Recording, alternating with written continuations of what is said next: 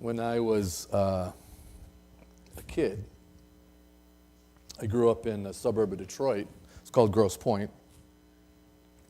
And I found out later, Grosse Pointe is evidently kind of an affluent area. We lived in the slums of Grosse Pointe. We lived in what I later found out was a bungalow, which when I think of a bungalow, I think of the beach and some little tiki roofed thing. Evidently, it's actually a type of house, very small. I had three brothers and sisters, four of us all together, and so what, and it was, you went several blocks in any direction. Let me clarify. Several blocks if you were facing my house, several blocks, 2 or 3 blocks to the left, it was it was Alter Road, Detroit.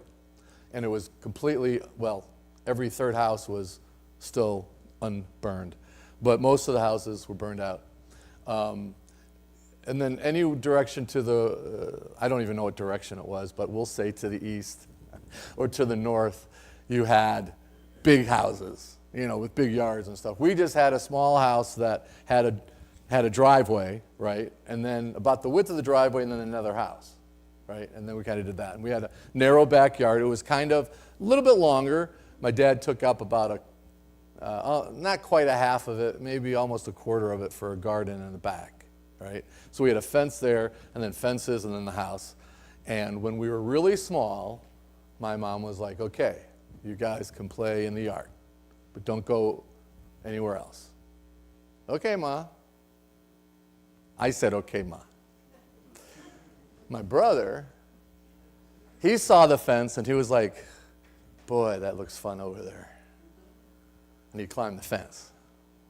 He's like, come on, Mike. I'm like, no, I can't climb the fence. What do you mean you can't climb the fence? It's easy. Come on, you know how to climb a fence. Yeah, but I'm not doing it. It's like, what's wrong with you? He's like, dude, it's so much fun. Watch. And he's like running around the neighbor's yard, picking up apples, throwing them. And I'm like, wow, that looks so fun. That looks great. I can't do it. I'll get in trouble. I can't. Mom told me no. I can't do it. Can't do it. Can't do it. Can't do it. He was out there having the time of his life. He'd hop back over. And there was a certain, I guess I call it the mafia mindset. If you're telling on me, I'm going to get you. And I know he would. So I didn't try not to rat him out unless he really got me upset. And then, of course, I paid for it later. But we got a little bit older. She said, all right, you guys are old enough now to go out in the front. Can't cross the street. At a street, and then can't cross the street. You go as far as the Millar's house that way, and as far as Steph's house that way. That's it. You stay in there. Okay. I had my big wheel. Remember big wheels? Oh, man, those are awesome. I'm going, no. And I'd go like this, and my brother would take his bike and out. And I'm like, wait! And he's like, what? Dude, it is so fun out here. Look at, I'm in the street. And he'd get off his bike. He'd run on the neighbor's yard. He's like, man, the grass is so green over here. Smells better. I don't think he ever said that, but I was looking at him as though it was that way. It was a great unknown. He would sneak into a neighbor's yard, come out. Look what I can do. Look what I can do. And I was over there like, but I'm doing what Mom told me, right? But it always looks so much better where I wasn't supposed to go. See, my brother always saw those fences, those walls, those whatever it was that it was distracting as opportunity. I saw them as being restraints. All right? Mom said, and when I was young, the voice of Mom was the voice of God. And Mom said, don't do it. And it echoed very loudly. And I was like, okay, I won't do it. Got a little older. And I started questioning the boundaries, right? I started questioning, I don't think my mom is actually God. I think maybe she's wrong occasionally. I started to feel a little bit like Adam Sandler in Waterboy. If you've ever watched Waterboy, you know what I'm talking about. And then I'm kind of like, maybe. And all of that thing which was there when my mom was saying was protect me, maybe she was just trying to keep me from having fun. Because let me tell you something, by the time I was like in 8th grade, I was sitting at home alone like every Friday night watching Dukes of Hazzard, eating Doritos with my 1-liter Coke that I got from the little party store down the street. That's what we called them, party stores. And I'd come down and I'd be eating and I'd be like, ooh, and I would just have a great old time. But my brother would come downstairs and he'd say, dude, you are pathetic. And I'm like, I know. I am so pathetic. My life stinks. He's like, just come out with me, man. Let's just, but I'm not supposed to. You know we're not supposed to. He's like, oh my God, are you going to listen to Mom your whole life? I thought about that for a moment. 30 years old, doing what Mom tells me to do, sitting at home, eating Doritos, watching the 50th anniversary special of Dukes of Hazzard. All right, let's do it. Yeah, let's do it.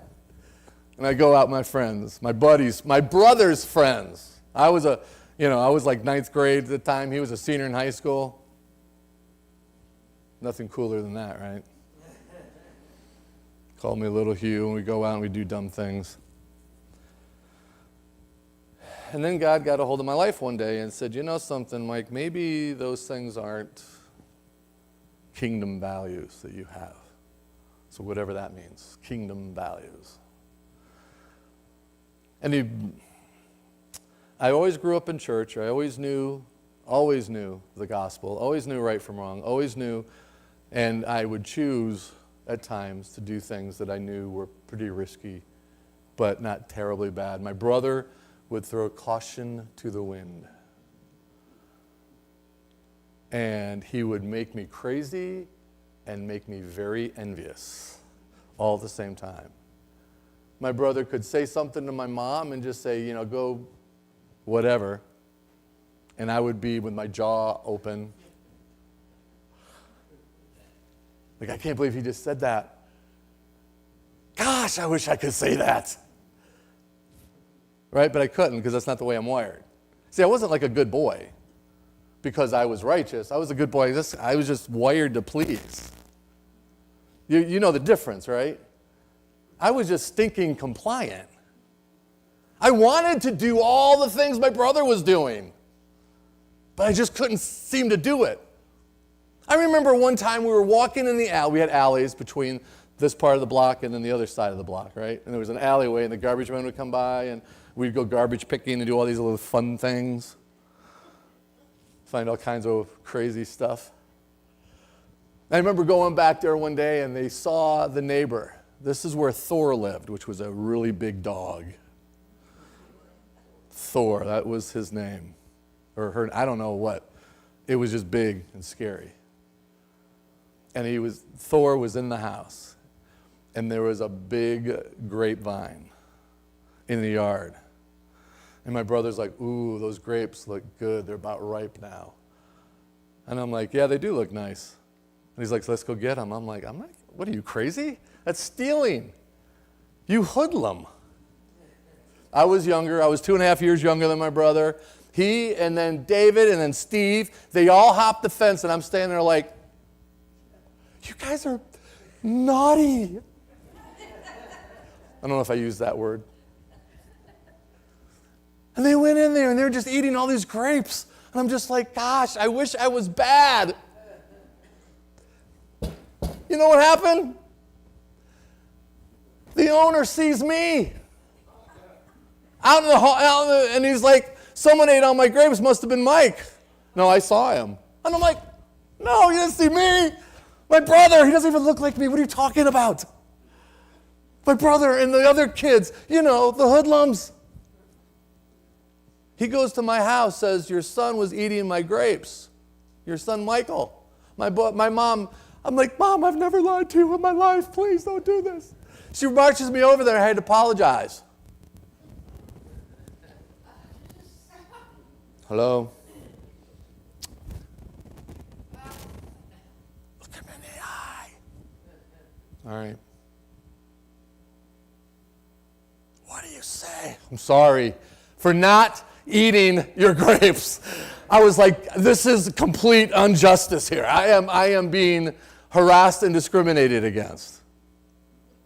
So I had to apologize, full force, for my brother, and he did not step up. Can you believe that? Of course you do. If you have siblings, of course you know what I'm talking about. You were probably the ones who got your little ones in trouble, right? Yeah. Any of you? No. You're good ones like me. That's why you're in church today.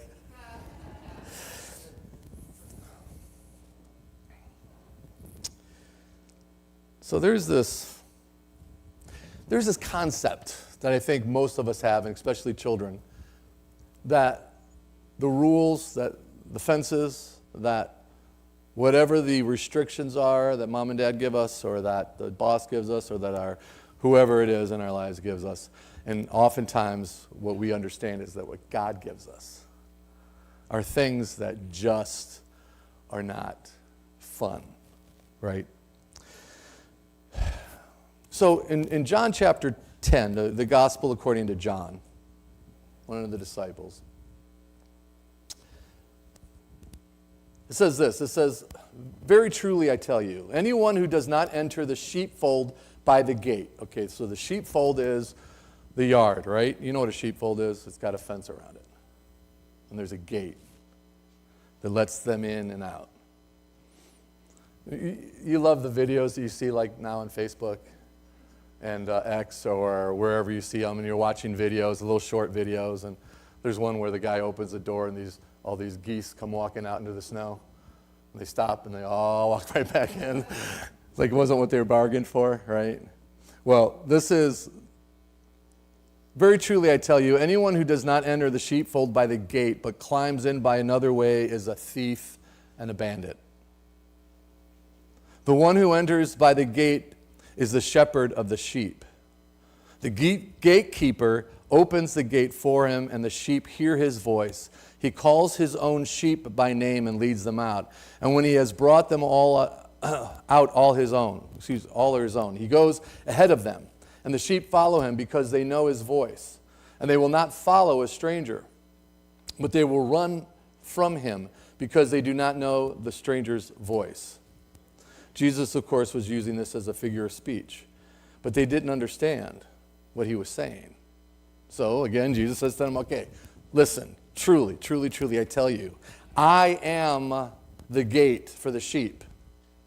All who come before me are thieves and bandits, but the sheep did not listen to them. I am the gate. Whoever enters by me will be saved, and who comes in and out and goes out and finds pasture. The thief comes only to steal and to kill and to destroy. I come that they may have life and have it abundantly. I am the good shepherd. The good shepherd lays down his life for the sheep. So this is the imagery that we have. Is that there's this fold, there's this gate, there's fence. And every pet I've ever had that ever went outside, because we had the fence yard, any pet I ever had, the road, the well-worn trail was always along the fence. The rest of the yard was pristine. It was just around the fence where that dog hung out constantly. Because it was like, that's the yard, who cares? That looks amazing, right? Well, the imagery here is that the sheep are in the fold. They're in the kingdom, right? They're in God's kingdom. We are in God's kingdom. We're in this fold. We're in this place that's safe, that's good. You see, when I was a kid, I thought for sure that my mom was trying to keep me from having fun. My mom was trying to keep me from just experiencing life in all the fullness like my brother was. And if I just had my freedom, then I could live life abundantly. And I think a lot of us know what happens when the dog gets out of the yard. What can happen doesn't always. They have accidents, things happen. They run away, and then someone else, I don't know, adopts them. Sometimes they end up dying. You know, there's bad things that can happen. But all those things that are outside of what we wanted for them, where they could have food, and, you know, for animals, for our children, it's like we put restrictions. We're holding on to their hand while we go into the parking lot or into the street because we want to protect them, not because we're trying to restrict them. So we, like sheep, we're in this fold and we have complete freedom in the fold because we don't have to worry about anything. Matter of fact, the Bible says, don't worry about anything because we see things that are outside of that. And it's kind of like that invisible fence that you get for your animal. The one that, like, they can't see, but they got the collar on. And as soon as they cross it, it's like, right? You know, it shocks them. So I don't know I guess it leads up to it. You don't just, you know, nail them as soon as they pass. I think it leads up. I don't know. But anyway. But the idea is they start to learn that these are boundaries here, and I better not cross them. And God's like, listen, my kingdom is freedom. It's good. I will take care of you. You don't have to worry about it. As a matter of fact, I don't want you to worry about anything. And I know you're going to see a lot of things that look threatening. And there's going to be people out there that are on the outside looking in. And they're like, what are you doing in there? Dude, it's so good out here. Until they hear a growl. Oh, gotta go. They run because there's a wolf nearby. You see, because there's always something threatening them. I think I was mentioning the other day, I was watching, because we have a couple of eagles that hang out by the house during the winter, and then in the summer they eventually hang out more toward the river, but they still hang out, right? And it's so funny because the eagles, when they land on a tree, these big eagles, they just land there and they're just sitting there. They can sit there for like 40 minutes, just sitting there looking around. What am I going to eat today? What am I doing? I don't know. They're just, because no one's messing with them. Their boss. Ain't no one messing with that eagle. A couple of crows come by. They're just like, you again. Get away. They're not scared of nothing. You ever see those little birds when they drop down? They're constantly looking around. Why? Because they have so many predators. Something always ready. We got all these cats that are just like, oh, yeah, right? There's everything. It's everything. And they're just like so nervous, and they're just eating. It's like, wow, I could get one little lunch break. No, run! And they fly away. And God's like, listen, when you're in my safety, I'm here to protect you. I'm here to love you. I want this relationship with you, right? This is and the people that are outside the faith, they're not going to understand. Some of them are going to have a certain negative attitude towards you because you're so weird, you're so different for them. Others are going to look and say, I don't understand how you can be so calm in the midst of so much. So there's going to be some people who are going to be coming to you and saying, why are you so at peace? It's like, well, because I'm safe. I don't have to worry about anything. God takes care of me. You see, because I have this relationship. See, God doesn't call us into the family just simply to save us, whatever that means. He calls us into a relationship. He calls us into a friendship. He calls us to be a family where you experience love and goodness. Doesn't mean that times aren't going to be trying. That doesn't mean there's not going to be things that are hard in your life.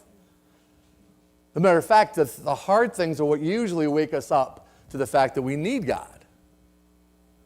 It's the horrible things or the bad things or the inconvenient things that happen to us where we begin to say, okay, God, I need you. I need something. And one of my friends is telling me, or my parents have told me, or the pastor has told me, or whoever is saying that you can help. And now I'm trying. I'm going to try you. Now, it's an interesting proposition to try God. Just to put him on for a little while to see if it fits. Put him on for a little while to see if my life really does get a lot better. There's people out there that preach that. If you just, give me a little bit of money, God's going to multiply that a lot for you. I'm taking the hit here. You're only giving me $100. God's going to give you like 1,000 back. Trust me on this. Look at me. I've been giving, no. A lot of people out there that try to use God as a means to manipulate. There's people out there that try to use God to control. There's people out there who want power, who want money, God can be used for a lot of different things, but you have to remember that God is not mocked. He's not going to allow you to go through those things unless you're being a little stubborn and rebellious. See, the thing that I didn't understand at the time with me and my brother was a little bit of a rebel. Just a little bit. Every friend's was a challenge. Every no meant maybe. Right? That was his wiring. The thing is that it wasn't that and he probably had more fun than I did.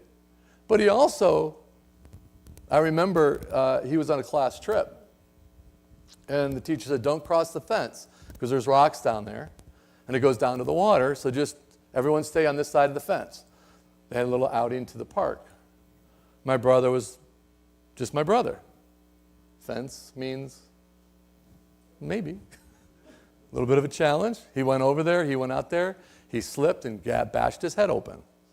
Went to the hospital, right? My mom's like, what? Oh, it's his head again? Okay. You see, because he put his head through the glass back door window, he had fallen down the stairs several times when he wasn't supposed to be somewhere. He had a buzz cut and his head looked like a road map. Right? All the scars. You can see mine now, right? No road map. Why? Because it wasn't because I was somehow righteous. It wasn't somehow I was better or anything. No. But because I stayed within the boundaries, I just didn't have as many accidents. I didn't have as many problems that I had to endure. Do you understand what I mean by that? It doesn't make me better. It just was like, and I can't even say I was wise enough or smart enough. It was just the way I was wired. It wasn't until I was much older where I had to make choices, when I actually could make choices, where I said, I'm not going to do this because I know if I look down the road for a while, it's going to be devastating. And I don't want to do something that's going to devastate my life or my family's life. And so I say no to those things. Right? Not because I'm righteous, but God's like, listen, I love you and I don't want you to do that because it might feel good in the moment. It might make you feel more like a man for a little while. It might make you feel good or like justified or like, doggone it. I love revenge movies. You're just like, oh yeah, get him. Oh, that feels so cathartic, baby. But it doesn't end well, ever in real life. God's like, that's not the answer. I will be the revenge. Vengeance is mine, says the Lord, not yours. Don't take that into your own hands. Violence begets violence. Do not be violent. Be peaceful. Be loving. Be kind. Be these things, and you're going to want to do things. Be faithful. Be just. Just because you can do that, and people are telling you, everyone's like, yeah, well, I mean, that person is this way to you. You have every right to be that way. People will actually absolutely encourage you to go outside of what God's kingdom is all about. It's like those of us who are in there, it's not like we're a bunch of stiff, self-righteous individuals. It's just better than everybody else. Don't you love it when sheep go to another sheep and go, meh, just told them off? It's just noise. You know, you shouldn't be doing that. If you're a really good Christian, you wouldn't do that or this or that. And they have all these, you know, they have like a cape. It's like super Christian cape. And they're just like, you know, and they fly down and start making noise to you. It's like, no, thank you. Thank you for your concern, but if you love me, just walk with me. Just walk with me. We'll learn from each other. Let the Spirit of God teach us all, right? Because God loves us. But the thing that we have to do is we have to share with the people outside the fold because they don't understand what we have. If we do not tell them that it's all about God, God is the gate on the sheepfold. He's the way in which we find life. Christ is the good shepherd, right? We know this. We're experiencing this. And these people are wanting, I want to know. And we're like, well, I don't want to force my religion on you. I mean, geez, you might think I'm one of those.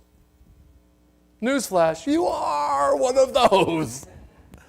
You're just not one of those. You're a Christian, you're just not crazed and angry and self-righteous. As a matter of fact, I have to be careful how I say this.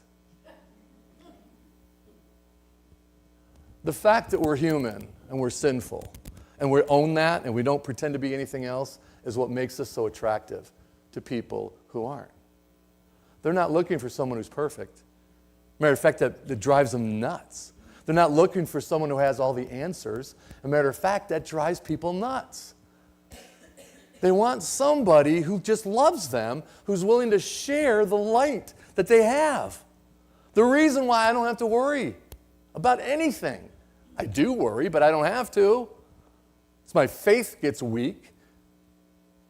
I spent some time with people who I love and adore recently, and they're not doing what they're supposed to be doing, and they can see it, and they know it, and they just don't know how to change it. And I'm like, oh, for the love of Pete, turn to God.